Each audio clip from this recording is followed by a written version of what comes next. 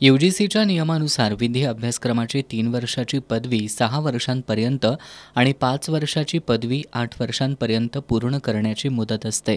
या मुदतीत उत्तीर्ण न झाल्यास त्यांना पुढील परीक्षेला बसायला परवानगी दिली जात नाही। शिवाजी विद्यापीठानं या नियमाचा आधार घेऊन काही विद्यार्थ्यांना 24 नोव्हेंबरपासून सुरू होणाऱ्या परीक्षेला बसायला परवानगी नाकारली होती।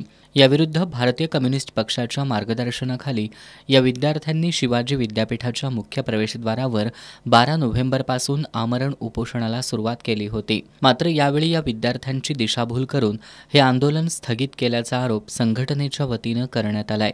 यानंतर या आंदोलनकर्त्या विद्यार्थ्यांमधील किशोर बनसोडे, सूरज वालावलकर, अनुराधा पवार, शिवाजी सुपेकर, ओंकार खानावले आदींनी कोल्हापूर सर्किट बेंचमध्ये याचिका दाखल केली होती। यावर सर्किट बेंचनं विद्यापीठ प्रशासनाला या विद्यार्थ्यांना परीक्षेला बसू द्यावं असा आदेश दिलाय।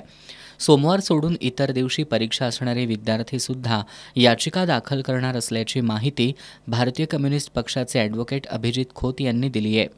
व्ही.एन. शिंदे यांनी सांगितलं की कोर्टात केस फाईल विद्यापीठाच्या विरुद्ध केलेले आहे, त्यामुळे आम्ही हे काय निकाल म्हणजे आम्ही काय निर्णय घेऊ शकत नाही, तुम्ही कोर्टात जावा। आणि आम्ही नंतर चेक केलं तर ती केस होती कॅरी ऑनची। शिंदे ते आपले रजिस्ट्रार व्ही.एन. शिंदे म्हणतात की तुम्हाला नॅशनल एज्युकेशन पॉलिसी 2020 लागू होते।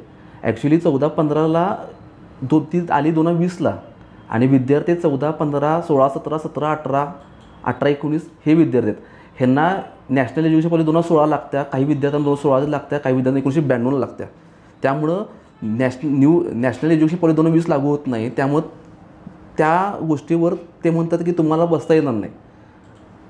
एक विषय फक्त राहिला होता आणि आपले विद्यापीठाचे कुलगुरू हे प्रभारी कुलगुरू आहेत, त्यांनी कोऑर्डिनेट करून कुलगुरूंना सांगून असं की एक विषय एक चान्स त्यांना बसायला शेवटची द्या असं त्यांना रिक्वेस्ट करायची होती। खरं त्यांनी विद्यार्थ्याची ॲक्च्युली दिशाभूल केलेलं आहे।